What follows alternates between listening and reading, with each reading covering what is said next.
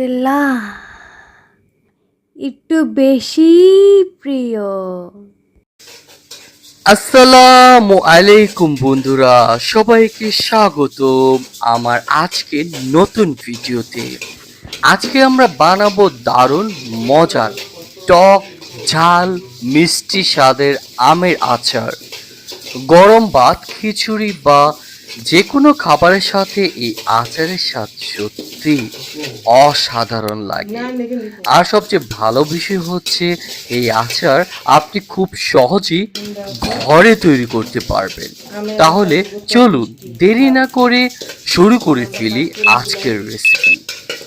উপকরণগুলোর পরিচিতি হচ্ছে, আজকে রেসিপির জন্য যে যে উপকরণগুলো লাগবে এর মধ্যে অবশ্যই কাঁচা আম 1 কেজি, সরিষার তেল 1 কাপ, লবণ 2 টেবিল চামচ, হলুদ গুঁড়া 1 চা চামচ, মরিচ গুঁড়া 2 টেবিল চামচ, ধনে গুঁড়া 1 টেবিল চামচ, জিরা গুঁড়া 1 চা চামচ, মেথি দানা 1 চা চামচ, মরি 1 চা চামচ, কালো জিরা 1 চা চামচ, রসুন 8 থেকে 10 কোয়া, চিনি বা গুড় আধা কাপ অর্থাৎ স্বাদ অনুযায়ী।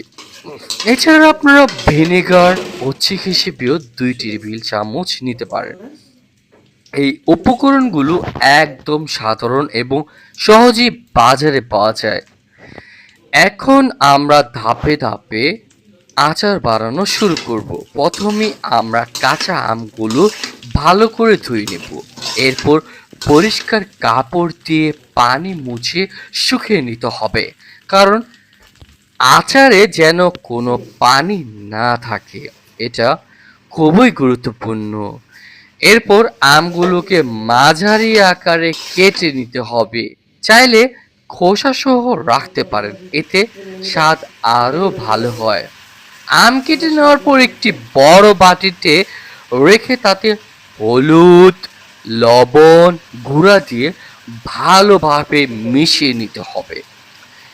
এখন এই মিশ্রণটি 2 থেকে 3 ঘন্টা রোদে রাখতে পারেন অথবা ঘরের তাপমাত্রায় রেখে দিতে পারেন। এতে আম থেকে একটু পানি বের হবে এবং আচারটি দীর্ঘদিন ভালো থাকবে।